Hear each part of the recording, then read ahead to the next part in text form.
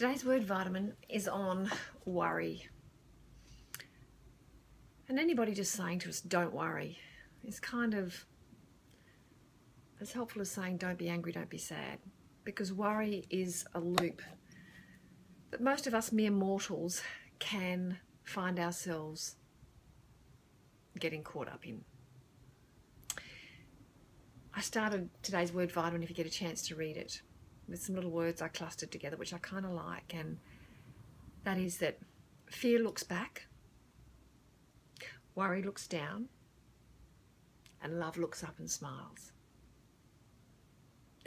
And when we do kind of look up, deliberately look up at the clouds, look up at a butterfly, a sparrow on a wire, a rainbow, the night sky, when you kind of look up, it can be a little bit like looking into the ocean.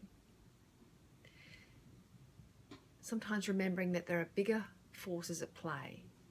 And I've got a friend who often says just really beautifully and calmly whenever things are really hard for himself or anyone else, and that is, this too shall pass. Now, me being a lover of words, when I do a word vitamin, I often like to just unpack it a little bit and explore it. And again, if you're new to my word vitamins, please understand I don't profess to be an expert or what I'm saying is right. I'm just a trudge in the road to happy destiny myself, and having had to do a lot of emotional work on myself around all of my dysfunction. You know, I've been clean and sober for 20 years. When you take the anaesthetic away, there was a lot of crap that I'd never dealt with on the back burner. So just each word at a time, one day at a time, I unpack and look at words that used to cause me anxiety, a word like worry, and reframe them so that they can become something that I can find useful and helpful to help me process emotion.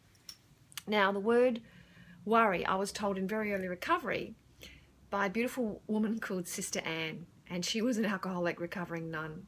And I, you know, in my arrogance when I first met her, I thought, you know, what can a woman who's never had a decent shag in her life ever teach me? You know, thinking I was so fucking important and knew everything. But at 33 years of age, after drinking and drugging, you know, taking the anaesthetic away, I realised there was so much grown-up stuff I didn't know. And Sister Anne knew a lot of this stuff. She was a beautiful spiritual woman. And she put up with my swearing and my cynicism and my short skirts and my low cleavage and all of my arrogance, and was just consistently calm and nice and kind to me. And Beautiful Barb was another one of those women, and I'm not sure if it was Beautiful Barb or Sister Anne that said, replace your worry with prudent concern. And being the wordsmith that I am, the little sort of researcher on words, I looked up those words, and they're both beautiful old words. You know, if you think of how often do you use the word prudent these days, they're both Latin words, and the word prudent, its Latin derivatives translate to mean caution. Be cautious, be prudent, be cautious. And concern is also a Latin word that means basically to mingle together.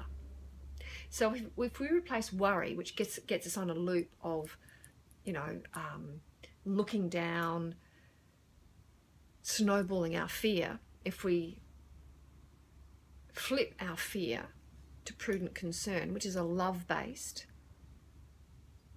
approach to look at whatever's troubling us, you know, cautiously, and also look for connection. So caution and connection. When we're worried, if we remember these two little tips, the solution for worry is caution.